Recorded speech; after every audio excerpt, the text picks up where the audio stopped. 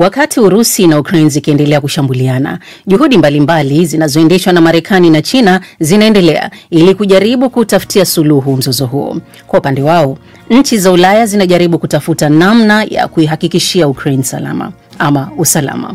Zaidi anasimulia Bakari Ubena.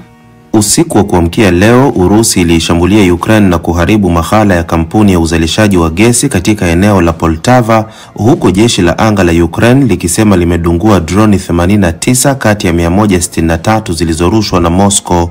Wakati huo huo, Urusi imeilaumu Ukraine kuwa inaendelea kushambulia miundombinu yake ya nishati.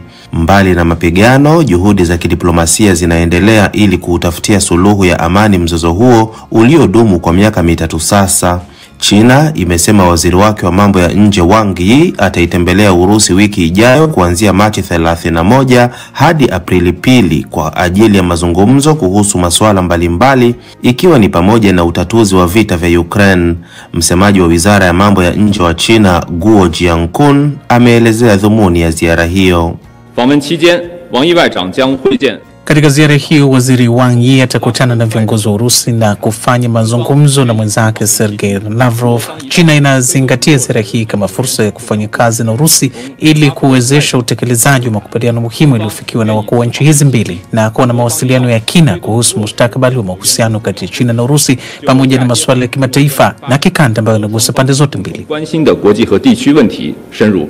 Hapo jana akiwa mjini Beijing, mwanadiplomasia mkuu wa Ufaransa Jean-Noel Barrot alimueleza Wang Yi kwamba China ina jukumu la kuishawishi Urusi kuja kwenye meza ya mazungumzo ikiwa na mapendekezo yenye tija na yanayodhihirisha nia njema. Kwa upande wake, rais wa Urusi Vladimir Putin amependekeza kuwa Ukraine inapaswa kuwa chini ya utawala wa muda ili kuruhusu uchaguzi mpya na kuwezesha makubaliano muhimu ya kufikia suluhu katika vita hivyo.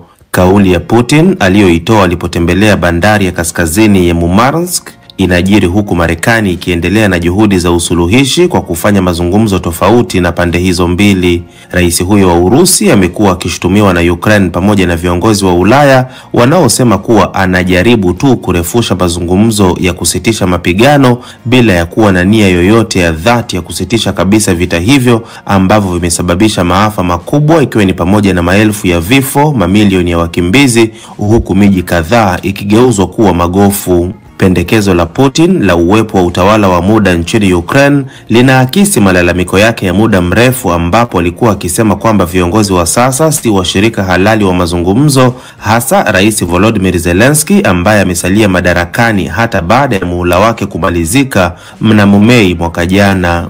Asante sana Bakari Ubena kwa ripoti hiyo. Waziri wa ulinzi wa Israel Katz amesema serikali ya Lebanon inahusika na mashambulizi ya makombora mawili yaliyorushwa kuelekea nchini mwake.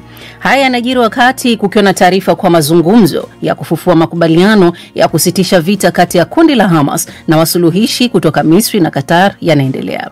Angela Mdungu na mengi zaidi kutoka Mashariki ya Kati. Jeshi la Israel limesema limefanikiwa kuyazuia makombora mawili yaliyorushwa kutoka Lebanon. Kulingana na taarifa ya jeshi hilo iliyotolewa Ijumaa asubuhi, kombora moja lililoelekezwa Galilaya lilizuiwa wakati jingine lilianguka ndani ya eneo la Lebanon.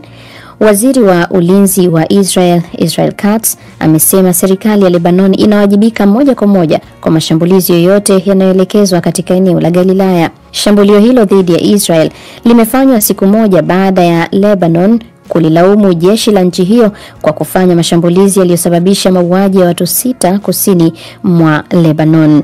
Hata hivyo, Israel imejibu ikisema kuwa mashambulizi yake yalilenga miundombinu ya kundi la Hezbollah. Kundi hilo kupitia jukwaa la Telegram limesema linaheshimu makubaliano ya kusitisha vita na halihusiki na makombora yaliyorushwa kaskazini mwa Israel. Licha ya Hezbollah kukanusha kuhusika na mashambulizi hayo, muda mfupi uliopita jeshi la Israel limetangaza kuwa limeanza kufanya mashambulizi ya anga dhidi ya kundi la Hezbollah kusini mwa Lebanon. Taarifa ya jeshi hilo imesema maelezo zaidi kuhusu operesheni hiyo yatatolewa baadaye. Wakati huo huo, vyanzo kutoka Palestina vimesema mazungumzo yanaendelea kati ya kundi la wanamgambo wa Hamas na wasuluhishi kutoka Misri na Qatar ili kujaribu kufufua makubaliano ya kusitisha vita kwenye ukanda wa Gaza na kuachilia huru mateka.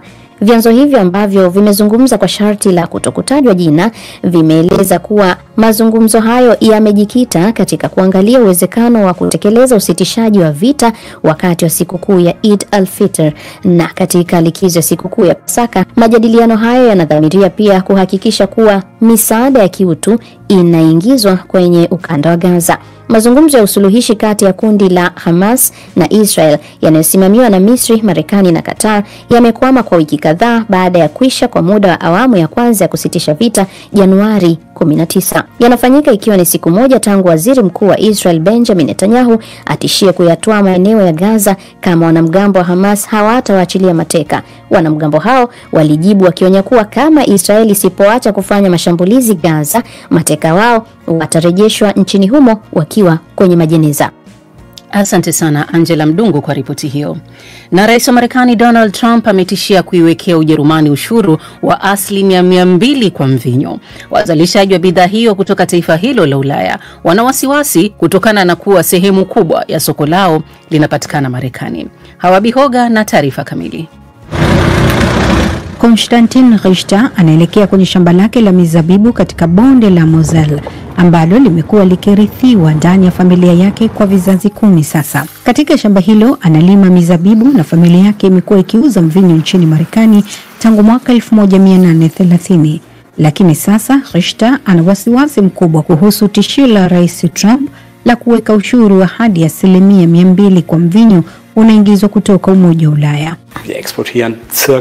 Tunasafirisha zaidi ya 30% ya mvinyo wetu kila mwaka nchini Marekani, na ikiwa kutakuwa na ushuru wa 200%, biashara itaporomoka. Ushuru wa 200% kwa kila kitu, hakuna atakayenunua tena. Mzozo huu unawakumba wazalishaji wa mvinyo Ujerumani wakiwa wanakabiliwa na kipindi kigumu, wakikabiliwa na gharama kubwa za uzalishaji, urasimu na ongezeko la uzalishaji wa mvinyo duniani, jambo linaloshusha bei. Mvinyo Ujerumani umedumu sokoni kwa miaka sasa kutokana na ubora wake wa hali ya juu na sifa yake nzuri, lakini kwa sasa ni vigumu kudumisha faida na mauzo. Tishio la ushuru wa Rais Trump limeharibu hali ya biashara katika maonyesho makubwa ya biashara ya mvinyo nchini Ujerumani, Düsseldorf, ambapo wengi wana hofu ya kuporomoka kwa mapato. Ernest Buscher kutoka taasisi ya mvinyo Ujerumani anasema ushuru huu utaporomosha pakubwa biashara yao. Ushuru huu utakuwa ni janga kwa wauzaji kwa mauzo yetu nje ya nchi, hasa kwa Marekani. Ni soko letu kubwa kwa nje. Tunapata 1/3 ya faida zetu kutoka Marekani. Hivyo hili litatuathiri pakubwa. Mnamo mwaka 2019, Rais Trump aliwahi kutoza mvinyo Ujerumani ushuru wa 25%. Na katika wakati huo wauzaji wa Ujerumani na waagizaji wa Marekani waligawana mzigo wa gharama hizo ili kufanikisha kuvuka kipindi hicho cha mpito. Kwa hivyo, ushuru wa 200% wa sasa ni mzigo mwingine na huenda ukawa ni vigumu zaidi kuhimili. Lakini kwa wengine bado kuna matumaini, wanajaribu kuwa na mtazamo chanya. Dr. Samina Zoltani, mtaalamu wa uchumi Ujerumani, anaiambia DW kuwa vita hivi vya biashara bado vina nafasi ya mazungumzo. Vita kamili vya kibiashara kati ya Marekani na Umoja wa Ulaya bado vinaweza kuzuilika. EU imetangaza ushuru wa kulipiza kisasi unaoanza Aprili mosi, lakini hadi wakati huo bado kuna nafasi ya mazungumzo. Pande zote mbili zinapaswa kutambua kuwa vita vya kibiashara vitawaumiza wote na makubaliano yanapaswa kufikiwa. Wazalishaji wa mvinyo nchini Ujerumani wamekumbwa na pandashuka chungu mzima hapo awali. Kwa sasa wanayo matumaini kwamba wanaweza kuvuka salama kwa hili pia.